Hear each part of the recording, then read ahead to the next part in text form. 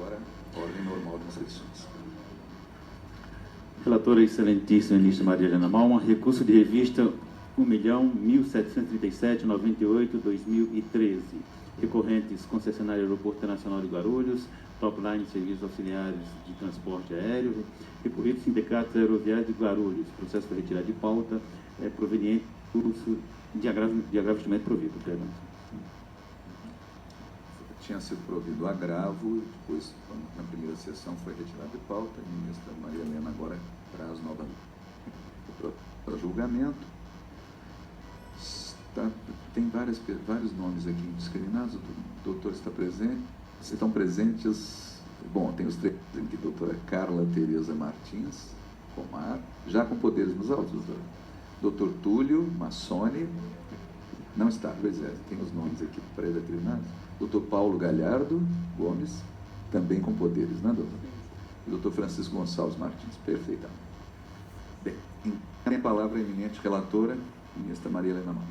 Bom, esse processo realmente recebi as partes, mas penso eu, não recordo bem, mas mais de uma oportunidade.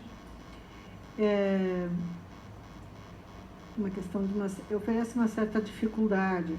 E essa dificuldade exatamente está localizada na questão da prosa. Então, sobre todos os ângulos que eu analisei esse processo, e considerando que existe uma preliminar de cerceamento de defesa, eu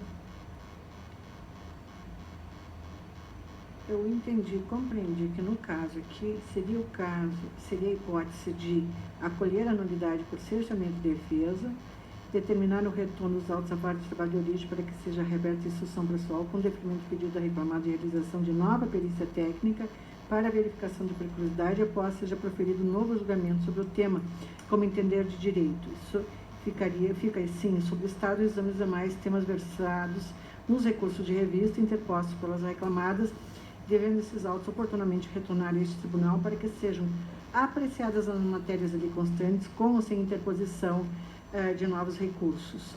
A dificuldade principal, no meu ponto de vista de decisão neste processo aqui, reside exatamente na questão da complementação da prova pericial, em que é alegada a existência de periculosidade, há uma conclusão de periculosidade sem verificação, sem exame dos fatos, sem o retorno ao local.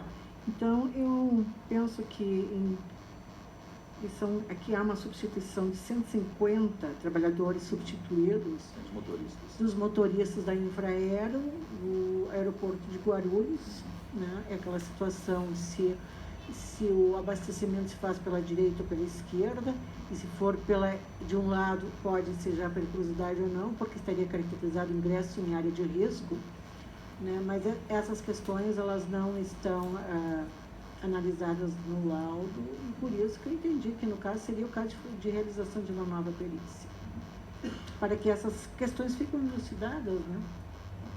Antes de passar, indagar da intenção dos senhores patrões se manifestarem, se sustentarem, mas só um esclarecimento, ministra Maria Helena Malman, e também não estou antecipando nenhum entendimento, já há uma perícia, nesses autos. A minha indagação é só essa. Vossa Excelência está votando para acolher a arguição de cerceamento, o provimento é para acolher a nulidade por cerceamento de defesa, determinar o retorno dos autos à vara do trabalho de origem, à vara, naturalmente, para que seja reaberta a instrução processual com o deferimento do pedido da reclamada de realização de nova perícia. É que, na verdade, é complementação. Pois é. É complementação. Não, a Vossa Excelência tem toda a razão. O dispositivo está mal colocado. Essa é a dúvida, porque uma coisa é uma complementação da perícia já realizada. Mantém o perito. Eu mantenho, sim, é só complementação. A segunda perícia, o CPC prevê a realização de uma segunda perícia. É que isso aqui foi, que a parte sempre fala em nova perícia, mas na verdade não é nova perícia. Você falou em complementação agora, essa foi a minha dúvida. Não, aqui é complementação. Então mantém o perito e ele complementa. Só complementa e esclarece as questões que não restaram esclarecidas, que ensejaram dúvidas, podendo se concluir que haveria um julgamento num outro sentido, dependendo das questões complementares. O seu voto, então, é no sentido de que Complementar. anula e determina a reabertura da instrução processual para complementação da perícia em andamento. Da perícia pelo e tem técnico. mais um detalhe, eu vou lhe dizer, mais um problema técnico que eu estou constatando aqui. Sim. Porque aqui, me parece que aqui... E a complementação abre para quesitos complementares ou são os quesitos que provavelmente as partes já formularam? É só determinar o retorno dos autos à vara de trabalho do juiz para que seja complementada a perícia. Complementada a perícia. Sim, porque já tem... E o juízo avalia se abre para novos quesitos? Ou os quesitos já estão nos autos? Desculpa, lembrando do primeiro grau, nós somos se os quesitos estão nos de carreira, autos, não é? Presidente, mas eu não lembro mais pois se é. estão feitos, não. mas há pedidos de complementação, sim, isso eu recordo perfeitamente. Só para abrir o contraditório, porque às vezes uma parte só que formulou quesitos complementares, a outra parte poderia ter o direito também de... Eu preferia não usar a expressão... inteiramente, né? Reconhecendo a nulidade nulidade não, eu prefiro dizer aqui, dando-lhe provimento para reconhecer o cessamento de defesa. Mas na verdade está anulando, eu acho que não está errado não, porque anulou, porque o processo prosseguiu e foi julgado, etc. Tem que anular. Acho que pode anulou o resto, fica sem efeito. Excelência. O que aconteceu depois, só um instantinho, doutor, por favor, eu vou lhe dar a Então palavra. seria complementação. Tá? Tem que alterar aqui o... Mas mantém, então, a anulação, acho que eu está correto, mantenho, né? Acolhendo a nulidade mantenho. por cerceamento de defesa, determinar o retorno dos autos à vara do trabalho de origem para que seja reaberta a instrução processual com a complementação da perícia técnica para a verificação da periculosidade. Não é isso? Quer tratar dos quesitos ou deixem abertos? Com a complementação e o juízo de primeiro grau, ou então se quiser já deixar desde logo facultando-se às partes a formulação de quesitos complementares, eu acho que fica não tem aberto. problema nenhum. Abrir o contraditório com amplo direito de defesa de parte Eu não a parte. vejo dificuldade. Né? Pode colocar? Eu acho que é melhor, porque aí não tira dúvida, vai que o juiz não abre e é outro incidente processual, né? Então... sabe o que só para deixar bem clara a questão, por que se levou à realização de uma nova perícia? Porque, como disse o acordo regional, ele diz, aventadas pelas relativas ao local e seus esclarecimentos, impede de ressaltar que o perito de confiança do juiz concluiu em suas manifestações de folhas que, realizando vistoria recente no pátio de estacionamento de aeronaves, ele usa a prova emprestada. Fez uma outra experiência. O perito mudou, inclusive, a conclusão com base. Então, com base na outra perícia, eu li. Então, para que não aconteça isso, acho que você tem razão, oportunizando-se as partes a produção de quesitos Doutores, vejam bem, não estamos decidindo ainda, eu estou só compondo o dispositivo. Vamos ouvi-los, se for o caso, não estamos antecipando o julgamento. Mas eu estou votando só assim. para ficar mais preciso o dispositivo. Eu estou votando assim já, seria com o acréscimo acréscimo dos... Com esses ajustes. Né? Bem, então, não houve sustentação, o processo foi retirado de pauta, agora vamos formular o voto da eminente relatora, agora vamos à fase das eventuais sustentações orais, ou só o registro se for o caso. Como, no caso, o provimento favorece os reclamados, eu vou indagar primeiro do ilustre patrono do sindicato, né, que tem interesse na manutenção da decisão original, se é o caso de se manifestar ou se é só o registro da presença. Não, o interesse é sustentar, até porque tem uma questão de ordem. Pois não. Então, tem a palavra pelo tempo regimental. E, se for necessário, facultarei a parte também aos ilustres patronos da parte contrária. Senhor presidente, tem a palavra. Senhora relatora, ministra Adelaide. Primeiro aqui uma questão de ordem, excelência. Quando foi traída a biodivergência, que depois a turma acolheu por unanimidade, eu tenho isso gravado, Vossa Excelência indagou a ministra Adelaide 3 vezes em que seria a divergência, se no todo ou só em relação à súmula 364. Eram 3 pontos: nulidades, condenação subsidiária da segunda reclamada e súmula 364. A ministra Adelaide foi enfática só em relação à súmula 364, isso está gravado. Então, essa questão da nulidade e a questão da subsidiariedade pode até ser discutida em outro momento. Nesse não, porque a turma não acolheu esta peça. Isso está gravado.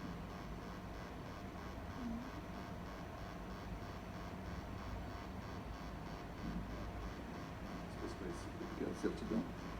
Bem, A certidão só. Eu vou ouvir a ministra Maria Helena, mas só eu estou sendo informado da certidão que é prosseguir.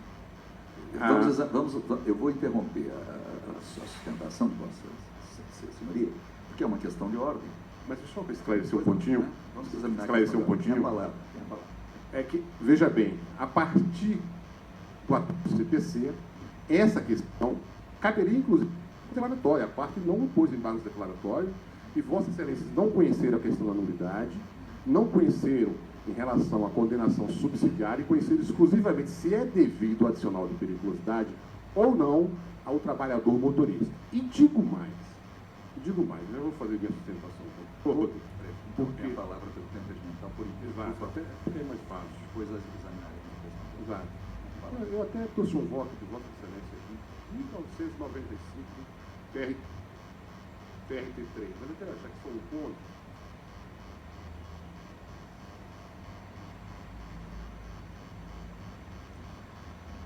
As folhas 561, 563, diz o perito assistente indicado pela segunda reclamada. Descrição física do local de trabalho. As atividades dos reclamantes, no caso em estudo, é motorista. São exercidos no pátio de manobra do aeroporto, pátio de manobra de estacionamento de aeronaves. Pode ocorrer de coincidir com o momento de abastecimento. Por que eu estou fazendo essa referência? Porque tem um acordo da segunda turma, que Vossa Excelência é relator, que Vossa Excelência diz, inclusive, perícia em pátio de manobra do aeroporto aqui da segunda turma. Eu vou ler.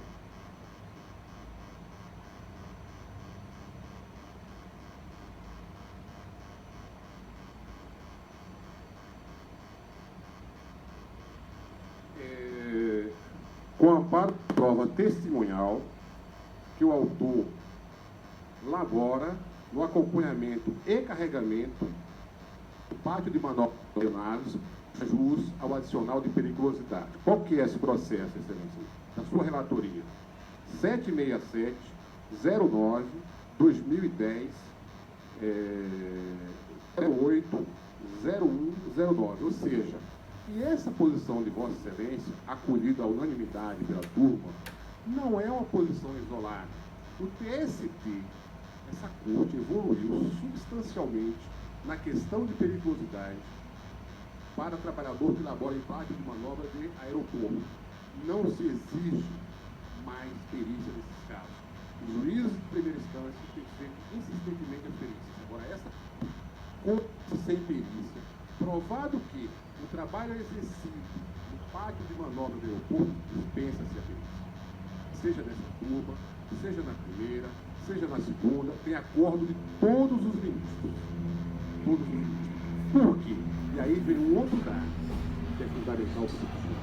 Uma ilustre fatora indaga se o abastecimento é feito pelo lado esquerdo ou pelo lado direito, tem um acordo de Vossa Excelência seguindo o STI que diz o seguinte: todo pátio de manobra, nos termos da NR16, item 3, letra D, é periculoso. E por que isso? Porque o ministro Vital Almário, no âmbito da STI, disse o seguinte: proceder ao abastecimento de aeronaves não é condição sine qua non para a percepção do adicional de periculosidade.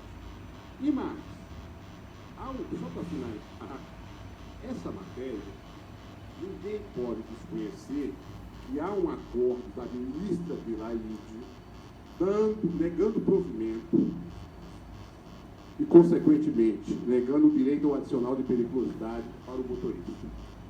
Mas este acordo da ministra Delaide foi pautado, e ele aqui, foi pautado na questão do motorista. O meu motorista é o motorista, e não de motorista que labora em pátio de manobra de aeroporto. Por que isso? Porque se nós considerarmos que o motorista de ônibus do aeroporto não tem direito à periculosidade, nós estamos criando PPC, que a norma não criou. Nós estamos criando um equipamento de proteção coletiva. Não é o fato de estar em ônibus, é o fato de adentrar o pátio de manobra.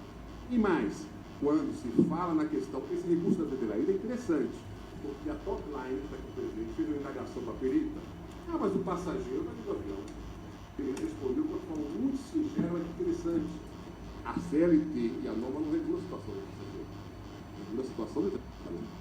Então, nesse caso aqui, data máxima vem com o devido respeito à eminente relatora, além da matéria ter sido rejeitada no âmbito do julgamento do recurso do agravo instrumento, determinar o retorno desse processo, ainda que superar essa questão, que eu acho que é impossível superar, para a vara de origem, é contrariar o acordo que esta turma decidiu, e que a STI também tem decidido, que todas as turmas têm decidido que dispensa-se a perícia, no caso de comprovado que o acordo é no pátio de manobra do aeroporto. E aí não importa se o abastecimento é do lado esquerdo ou do lado direito, ou eu fui mecânico de avião por 15 anos, ou embaixo, isso não importa.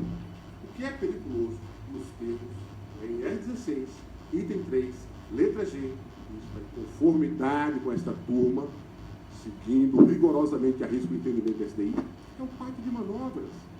Não é a asa esquerda ou a asa direita. E o perito mudou, na verdade, o laudo. As reclamadas acompanharam a perícia. Não houve cerceamento de defesa. O perito mudou porque eu juntei jurisprudência de todas as turmas, das 8 turmas, da SDI, essa estrondosa questão da periculosidade para todos os trabalhadores que laboram no pátio de manobras do aeroporto. Só para complementar, senhor presidente, para finalizar, isso é fundamental.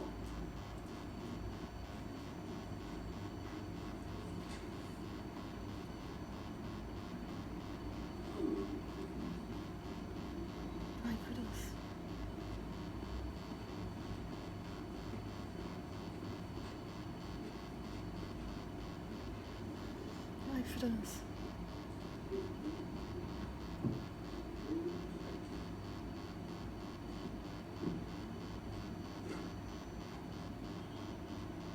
No dia 15 de 8 de 1995, Vossa Excelência, no âmbito do Tribunal Regional do Trabalho, da terceira região, já tinha essa compreensão adicional de periculosidade, inflamável, exposição, intermitência, pagamento técnico comprovado pela perícia que o reclamante, por mais de 15 anos, sempre trabalhou em 2 dias, veja bem, 2 dias da semana, em área de risco acentuado, próximo ao local de abastecimento de aeronaves, próximo, isso não sabe se é 1 metro, 10 e 500.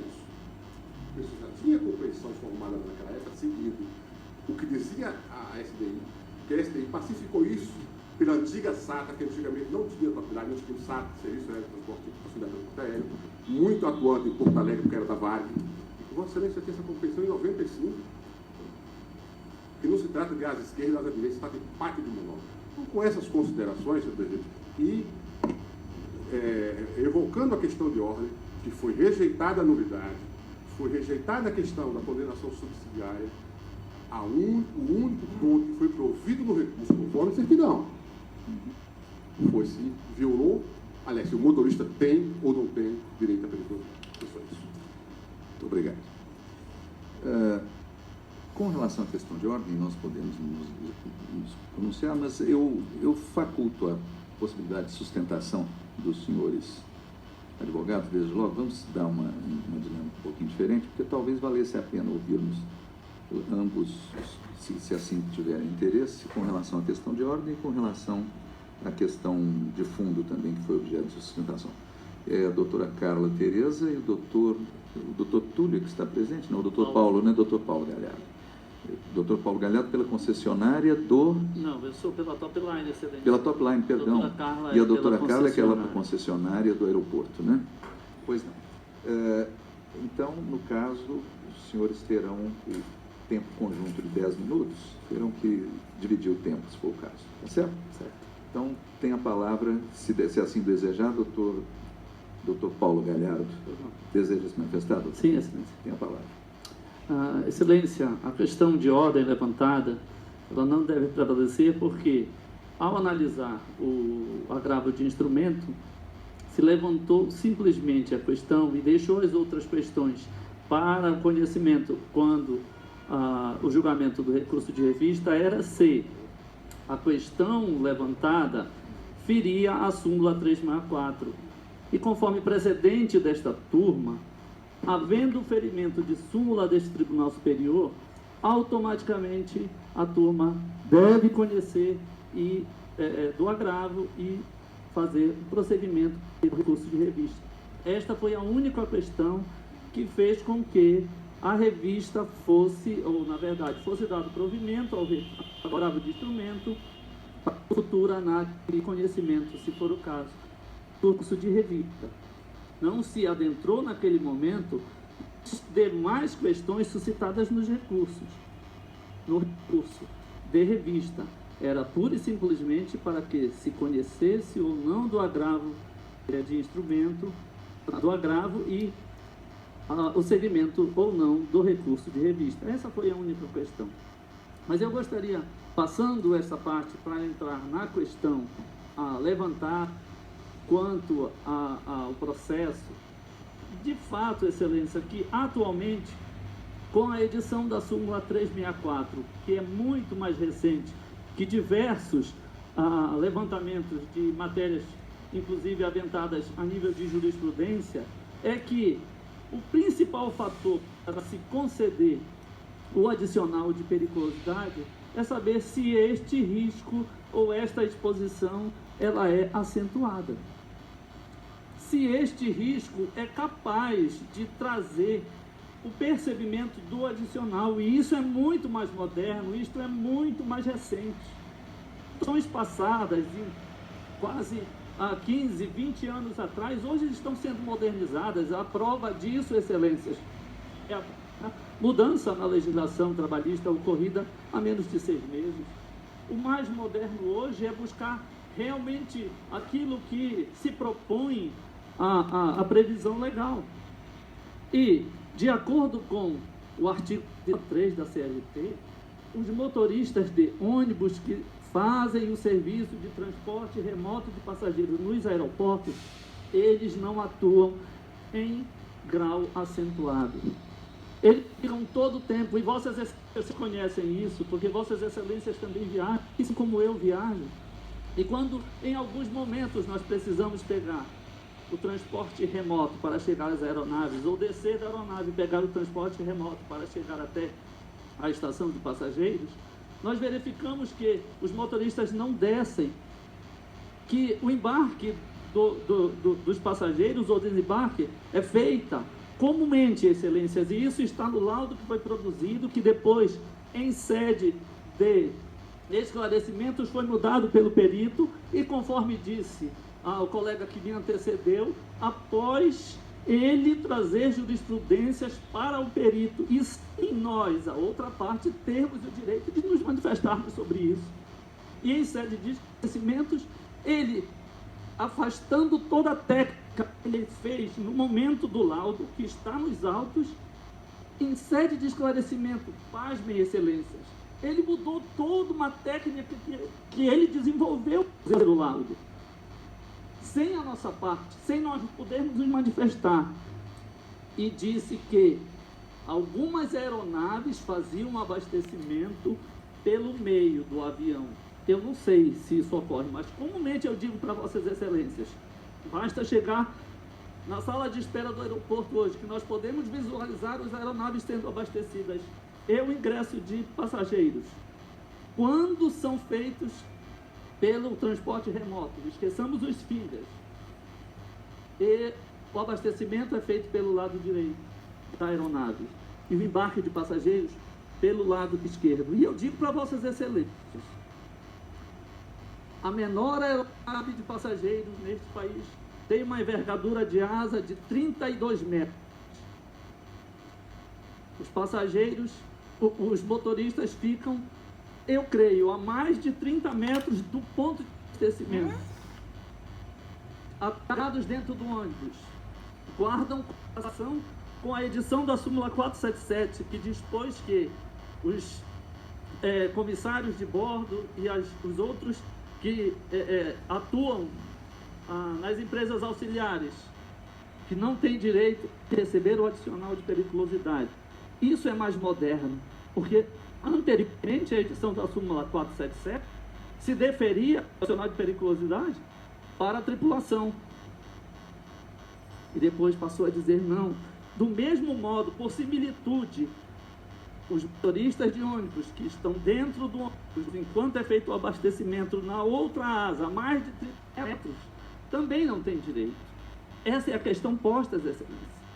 E esta turma já decidiu, conforme nós trazemos os nossos recursos, matéria semelhante, empregado da empresa que faz o transporte de passageiros, e esta turma já decidiu recentemente que ele não tem direito ao percebimento do adicional de periculosidade, com a similitude com a súmula 477, em virtude da previsão da súmula 364, Excelências. Isso é mais recente. Essa é a questão posta. Você já falou que Muito obrigado. 7 minutos. Não, eu só indago se a doutora ela deseja se manifestar também pelo tempo remanescente. É só a manifestação. Muito obrigado. Bom, na verdade, apenas em complementação, a questão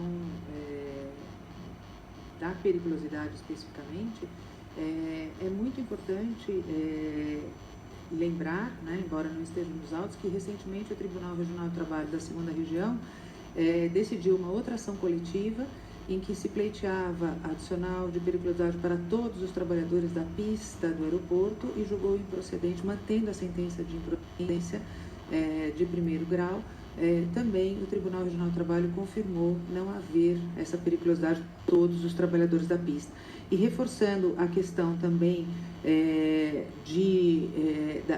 desta condição de periculosidade para os motoristas, é importante relembrar que este transporte é feito por um período muito curto e este laudo pericial, inicialmente feito nos autos, reconheceu isso, reconheceu que os motoristas não entravam na área de risco, fez toda uma análise técnica, medição e tudo mais, e depois, num esclarecimento, sem novamente retornar com essas medições, sem novamente trazer qualquer elemento técnico que modificasse o primeiro entendimento, simplesmente muda a sua conclusão, sem oportunidade das reclamadas realmente se manifestarem e acompanhar essa perícia. Então, em primeiro lugar, essa mudança de posicionamento se deu sem qualquer critério técnico, por jurisprudência juntada. Isso não cabe a um perito, Excelência, sinto muito, mas o perito não cabe a ele examinar a jurisprudência, e sim fazer uma análise técnica com medição, com análise de tempo de exposição, se é que existe, se adentra ou não a área de risco, e, consequentemente, a aplicação da súmula 364. Então, são essas as considerações que eu tinha a fazer. Muito obrigada. Louvando o brilhantismo de todos os patronos que se manifestaram na defesa de seus próprios posicionamentos, eu vou examinar primeiro, vamos examinar primeiro a questão de ordem, porque ela tem importância decisiva para o prosseguimento ou não desse julgamento. Então, ministra Maria Helena, com relação à questão de ordem, como Vossa Excelência se pronuncia? Bom, em relação à questão de ordem, senhor presidente, a própria certidão do julgamento, ela é clara, o que nós examinamos naquele momento... No agravo, né? No momento do agravo, nós examinamos apenas a questão do conhecimento da revista, né? Eu estou procurando aqui, mas... eu já verifiquei a certidão, realmente foi por contrariedade à súmula 364 do texto. A patrona tem toda a razão que foi esse o canal de conhecimento do agravo. Questão a consequência jurídica disso. Sim, mas de qualquer forma, no momento que foi conhecido a revista, ela amplia o leque. Né? Quer dizer, nós não estamos simplesmente limitados a conhecer da revista, como eu entendi da tribuna, segundo o que foi dito, que uma vez que se conheceu por um dispositivo, eu não posso examinar sobre o enfoque de outro dispositivo que eu tenho no momento do conhecimento da revista. Essa questão preliminar, senhor presidente, com a devida vênia, eu afasto, né? Inclusive, eu posso acrescentar, abrir essa preliminar no meu acordo, porque isso não está, já que foi sustentado oralmente, e afasto essa a questão que foi trazida da tribuna. Provimento do agravo por possível contrariedade à súmula 364 do TST, e agora Vossa Excelência está votando para conhecer o recurso de vista por violação ao artigo 555 da Constituição Federal, por outro canal. É por isso. Outro canal. Fundamentalmente é isso. Né? Essa a alteração é a questão do canal. E sempre entendi que isso é possível alterar o canal. Pois não. Vossa Excelência então mantém. Ministro Adelaide, com relação a esse ponto processual específico. Senhor presidente, nesse ponto processual específico, eu já havia analisado aqui também, eu estou de acordo. Pois não. É um ponto bem colocado, delicado, e é uma questão que é muito recorrente aqui no tribunal, seja nas turmas, seja nas subseções. Na SDI 1, que eu integro, o órgão uniformizador, representando a segunda turma, também isso se repete frequentemente quando se julga o agravo regimental contra as decisões de seguimento dos embargos à SDI pelo presidente da turma. Então, se examina na SDI o agravo, há ocasiões em que o agravo é provido para abrir o exame dos embargos na SDI, portanto, reforma-se a decisão de admissibilidade do presidente da turma, que proferiu a decisão embargada, e na SDI, muitas vezes, quando o colegiado examina os embargos, a mesma questão se coloca. O agravo é provido por possível divergência jurisprudencial específica ou por contrariedade a uma súmula. São os dois canais de conhecimento dos embargos na SDI. E na sessão seguinte, muitas vezes esse provimento é rápido, não há maiores debates, e na sessão seguinte, o colegiado reflui. Muitas vezes chega à conclusão que, na verdade, não havia divergência jurisprudencial específica e nem havia contrariedade à súmula. Os mesmos integrantes do colegiado que decidiram o agravo refluem, reexaminam a matéria em melhor exame e chegam à conclusão oposta, no sentido de que os embargos não devem ser conhecidos. Em outras palavras, o que se está discutindo aqui é o seguinte: a decisão proferida nos agravos, seja no agravo da SDI, agravo regimental, seja no agravo de instrumento, na turma, se ela produz o chamado efeito da preclusão pro iudicato, né? Da preclusão para o próprio juízo. Nas turmas, esse fenômeno se repete. Na segunda, inclusive, tradicionalmente, na ministra Adelaide há de se lembrar, na composição anterior, em que contava com a participação do ministro Renato de Lacerda Paiva, a ministra Maria Helena ingressou na turma em substituição do ministro Renato, que passou a administração do tribunal, inicialmente como corregedor-geral e agora eleito para a vice-presidência. Nós tínhamos uma postura bem mais flexível nos agravos, e isso se repete. Ou seja, havendo a manifestação de um dos integrantes do colegiado no sentido de que essa matéria merecia melhor exame, isso para nós era suficiente para dar provimento ao agravo. Não havia uma discussão mais acirrada e mais aprofundada dos três, para decidir por 2-1, por maioria, seja num sentido ou no outro. Bastava que um de nós se manifestasse. Para quê? Para abrir o contraditório, para permitir que, porque no agravo não tem sustentação oral, no agravo de instrumento, e no recurso de vista tem. Então, é essa postura que o tribunal tem. A premissa da postura é exatamente que não há preclusão. Se houvesse preclusão, nós teríamos que discutir até o fim na sessão do agravo. Aí sim, na sessão do agravo é que nós teríamos que discutir se deve ser provido ou não deve ser provido. Então, essa turma, tradicionalmente, não tem essa postura, não por atecnia, por entender tecnicamente que não há preclusão, que é um juízo de mera delibação, vamos dizer assim. Não que não seja importante, mas que não vincula o mesmo colegiado quando abre-se a cognição, quando se ouve as partes, porque aí sim o contraditório, o direito de defesa vai ser amplamente exercido pelas partes, até para convencer o colegiado de que sua decisão anterior estava equivocada. A decisão, essa postura que me parece técnica, embora mereça debate, não acho que a questão de ordem seja despropositada, nada disso, mas me parece que é a minha solução. Por quê?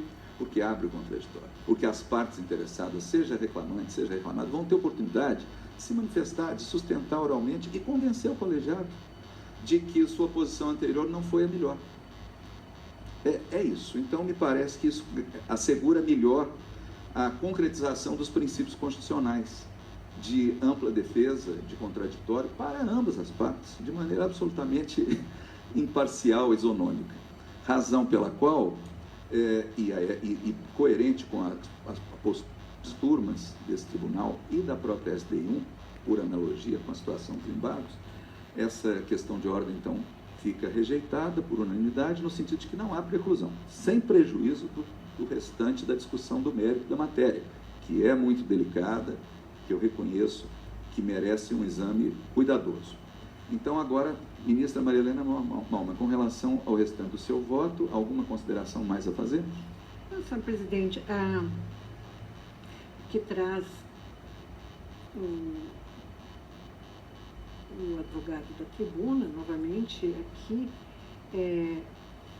o que eu digo aqui nesse processo? Por que nós estamos entendendo pela questão do cerceamento de defesa? Olha, transcreva aqui o laudo pericial. O que diz o perito?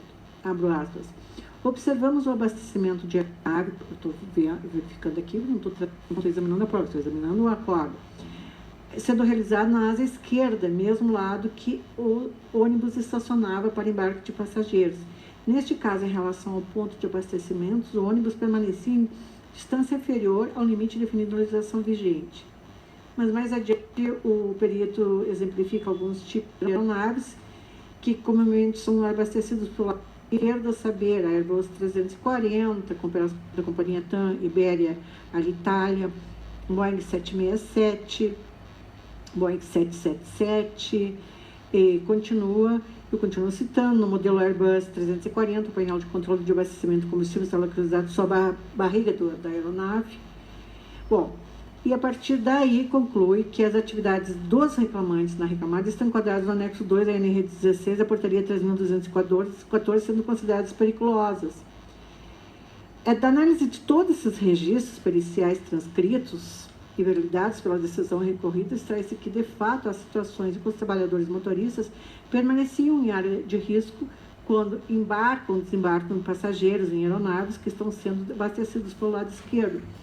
Mas, por outro lado, entretanto, não há como extrair daqueles registros, por exemplo, se todos os 150 trabalhadores substituídos que sujeitam aquelas condições, com que frequência os trabalhadores se expõem àquele ambiente de risco, por quanto tempo os trabalhadores ficam expostos ao risco. Isso se torna, qual é a relevância? É a questão da eventualidade da intermitência. Então, esses são dados, fatos que são fundamentais no exame. O efeito é se considerar que a presente ação, a coletiva abrange o universo de mais de trabalhadores substituídos, e a se considerar que a hipótese descrita desperta abastecimento de aeronave pelo lado esquerdo durante o desembarque de passageiro é apenas dentre inúmeras outras situações possíveis de ocorrer em um aeroporto de grande porte, como de Guarulhos, haja vista a existência de aeronaves que são abastecidas pelo lado direito, haja vista a possibilidade de ocorrerem situações em que o abastecimento não ocorre de forma simultânea, com embarque e desembarque de passageiros, existe a possibilidade de ocorrer em situações, desembarque é feito através do denominado fingers, e, portanto, sem a necessidade de transporte de passageiros, através de ônibus. Entendo que, de fato, os questionamentos e esclarecimentos suscitados pelo recorrente em relação ao laudo são pertinentes. Diante de todas as circunstâncias e peculiaridades presentes casos, as informações e complementações pretendidas pelo recorrente em relação à perícia mostram-se relevantes para o deslinde da controvérsia, particularmente no que diz respeito à identificação das situações de embarque e desembarque de passageiros em que a exposição dos trabalhadores é um risco. Enfim, eu conheço aqui, de fato, do recurso por violação ao artigo 5º da Constituição Federal, aqui se faz a questão do cerceamento de defesa em razão do que fundamenta a decisão recorrida, e não desconheço toda a discussão que existe entre o ingresso em área de risco, não desconheço a súmula, qual é? 4 do 447. É a questão da tripulação 447, perdão. Que ela é de 2013, né? Dos tripulantes. E não só dos tripulantes, mas também, salvo equívoco meu, a disposição fala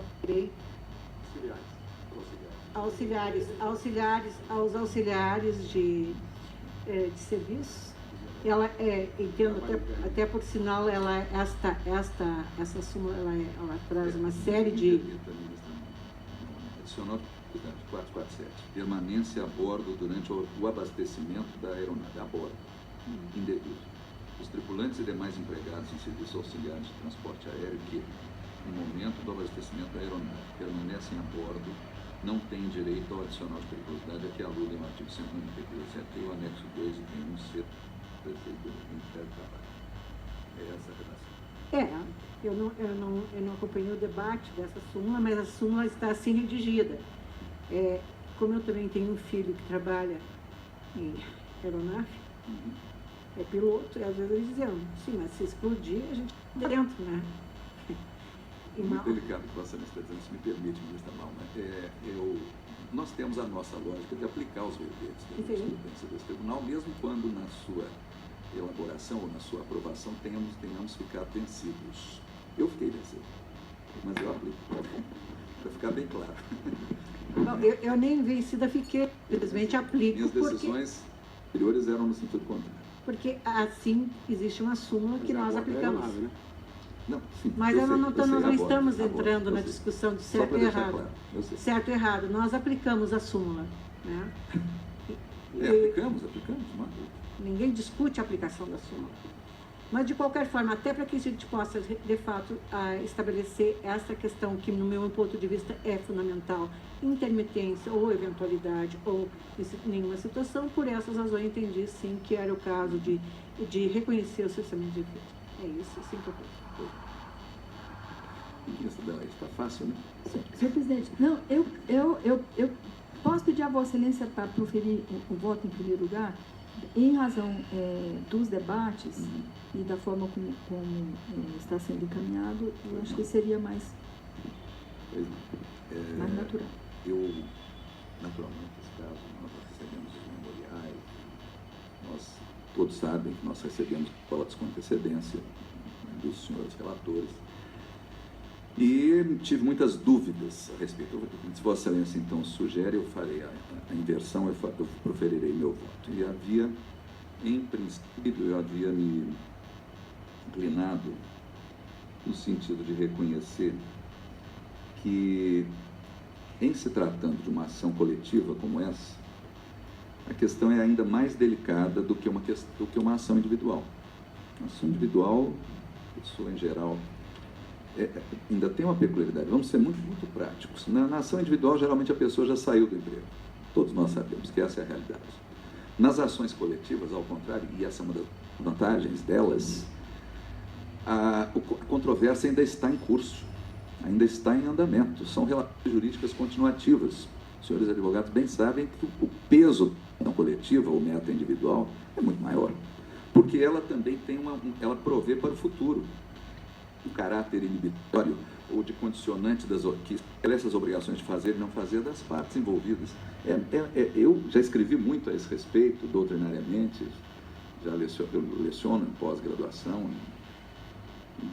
na área de direito do trabalho, processo de trabalho, mas já escrevi muito a respeito. Sou um dos grandes defensores da via coletiva, da solução desses processos, porque aumenta muito a efetividade. E vejam o peso de uma ação como essa.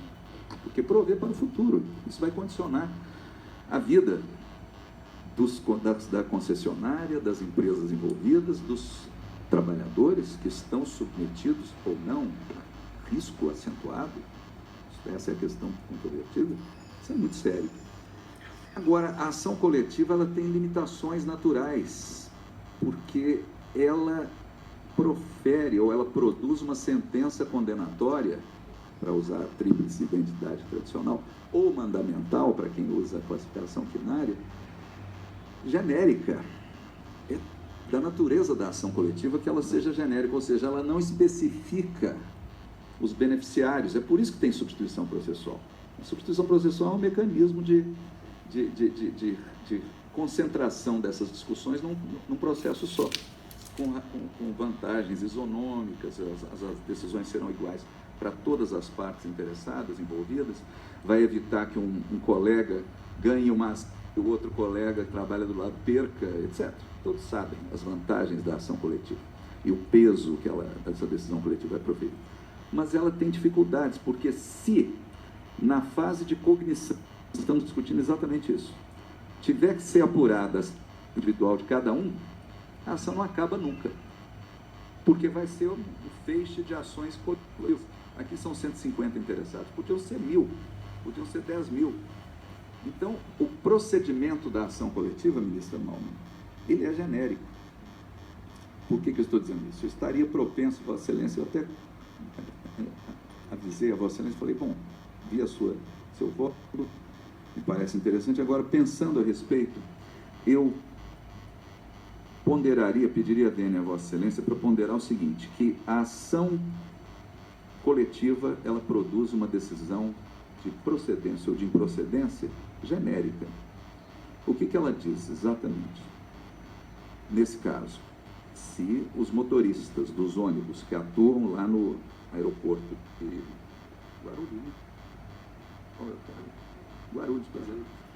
Guarulhos, se entrarem na área de risco, no fundo é isso, eles têm direito. Se eles entrarem habitualmente, ainda que por tempo que não seja integral, mas não seja extremamente reduzido, é a discussão da súmula 364, eles vão ter o direito. Houve, naturalmente, a apuração em relação aos 150 motoristas daquele momento da perícia. E é preciso concretizar, não se pode discutir uma questão dessas teoricamente ou em abstrato.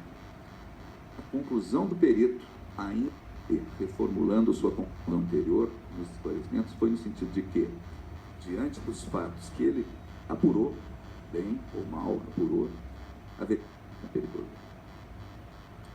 Mas há uma dificuldade que Vossa Excelência bem acentuou. Ele falou que em alguns casos havia, em outros não. E a Vossa Excelência se preocupa com isso para dizer, olha, tem que apurar melhor.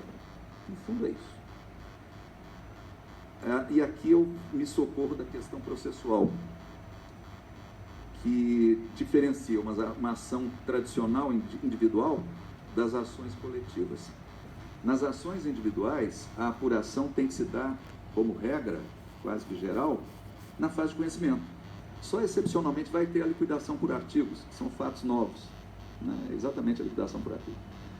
Na sentença condenatória genérica, o que se apura é só aquele direito, de fato e de direito central, e remete-se para a liquidação ainda genérica, para a liquidação, a especificação, a individualização do direito.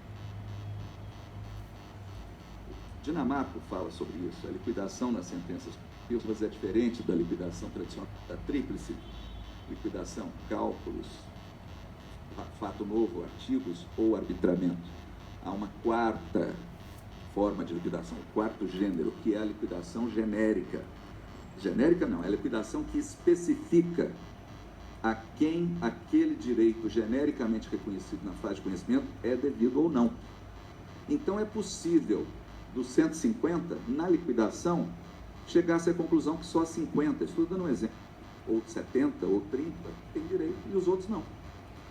Em outras palavras, ministra Maria Helena, eu remeteria para a liquidação, a especificação de quem tem direito e quem não tem. Não vai solucionar o problema ainda, eu sei, mas é a tratação da liquidação, da sentença coletiva. Quem entra com uma ação coletiva sabe disso.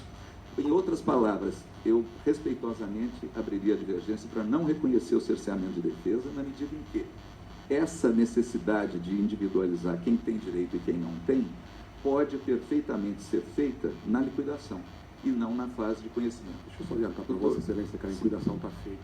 Não, sim, mas isso aí é uma questão que vai ser examinada depois. Isso aí eu prosseguiria no exame do recurso de revista. Eu não queria, nós estamos examinando o cerceio, aí tem o resto. Vossa Excelência parou corretamente no cerceio, ou seja, acolhe ou conhece o recurso de revista e dá provimento ao recurso de revista para reconhecer a existência do cerceamento. E eu peço todas as vênias para abrir a divergência no sentido de não acolher o cerceamento, ou seja, não conhecer o recurso quanto ao cerceamento, na medida em que o acórdão regional quanto ao cerceio foi muito conciso, mas ele diz o seguinte: nada obstante as argumentações lançadas pela reclamada, não se verifica em caso pleiteado cerceamento de defesa. O fato de o senhor perito, de confiança do juízo, rever seu laudo e em esclarecimentos alterar seu entendimento para afirmar que há periculosidade no ambiente em que se ativam os motoristas de ônibus do aeroporto, não se afigura contraditório em si, desde que fundamente suas razões, como ocorreu no presente caso. Ainda que tenha ocorrido nova vistoria, tal não implica em prejuízo ao contraditório e à ampla defesa, que se encontram preservados, tendo em vista as ações apresentadas e ora reiteradas em grau recursal. Eu complemento. Esse contraditório e a ampla defesa com relação ao direito individual de cada um dos substituídos, ou das pessoas nessa condição, ainda será assegurado a ambas as partes, inclusive a concessionária e as empresas que contratam esses motoristas, na fase de liquidação. Poderá ser discutido se aquele motorista ingressou ou não na área de risco. Não resolve o problema em definitivo, eu sei, mas cerceio eu não posso reconhecer que haja. São as limitações da liquidação coletiva. É insatisfatório? Talvez seja, mas se nós mandarmos voltar agora, o problema vai continuar. O problema vai continuar mesmo, porque a sentença decorrente desse laudo também vai ser genérica. Não vai poder ser específico, me parece. Porque senão a sentença, o caso não acaba. Porque surgem novos empregados, o tempo passou, novos motoristas entraram, por isso que a sentença é genérica.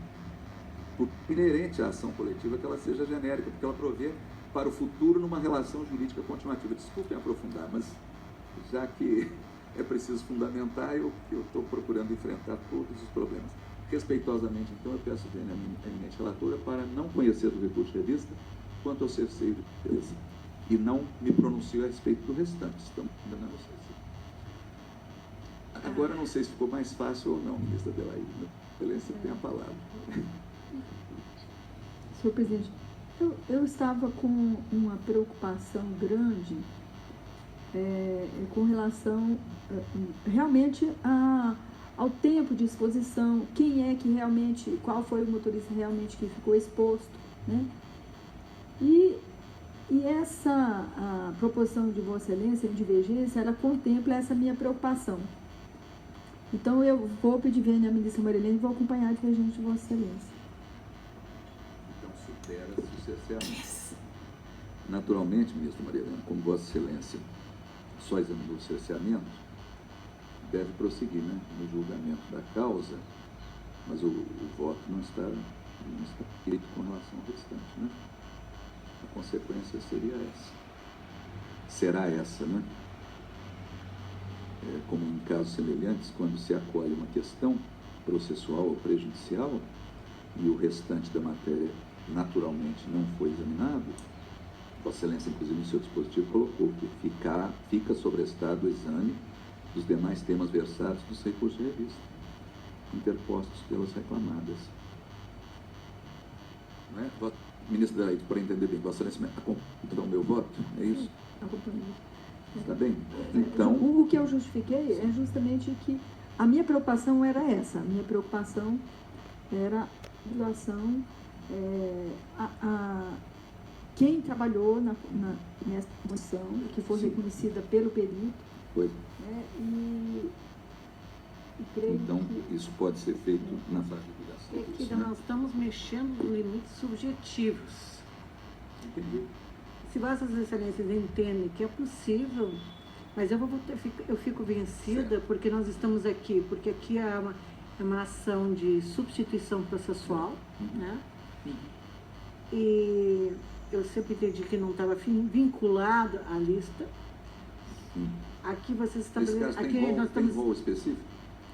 Tem rolo específico. Esse rolo específico me dá condições de fazer o exame de caso a caso, se seria o caso. Nós vamos remeter para a liquidação todo esse debate que nós estamos travando aqui. Ou seja, motorista por motorista vai ser nova perícia, vai ser usada, não vejo.